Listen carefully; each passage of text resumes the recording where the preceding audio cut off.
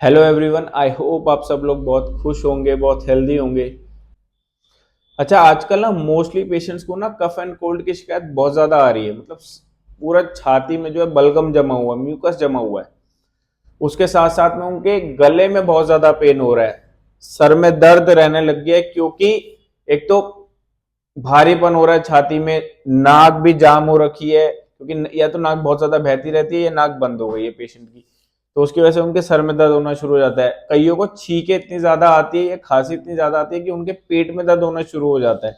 ये शिकायत ज्यादा आ रही है। अभी मेरे पास एक पेशेंट आए थे, उनको भी ये ज्यादा शिकायत आ रही थी कि छींकने की वजह से या खांसने की वजह से उनके पेट में दर्द होना शुरू हो गया था काफी ज्यादा।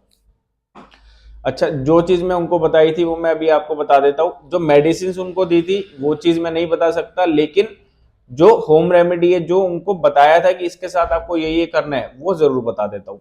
सबसे पहले तो सेब यानी कि एप्पल खाना आपको बंद करना पड़ेगा अगर आपको कोल्ड एंड कफ ज्यादा है तो।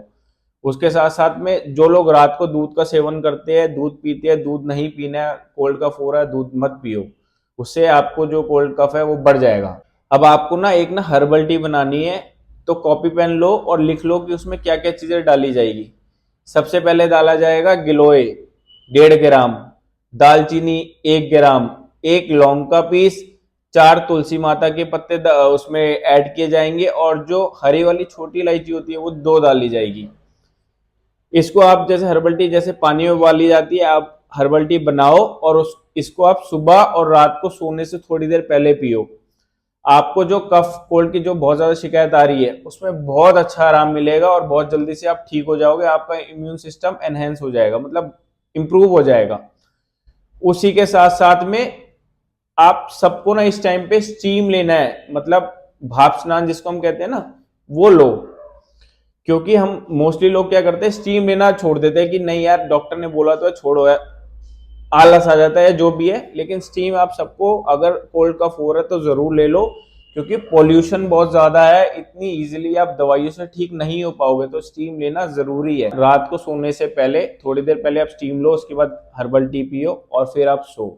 आप एक तो बहुत जल्दी से ठीक हो जाओगे, आपका इम्यून सिस्टम स्ट्रांग हो जाएगा, आप इतनी इजीली बीमार नहीं पड़ोगे। इस टाइम पे पोल्यूशन ज्यादा है, तो पोल्यूशन की वजह से जो आपको परेशानी आ रही है वो भी आपको नहीं होगी, तो स्टीम जरूर लेना।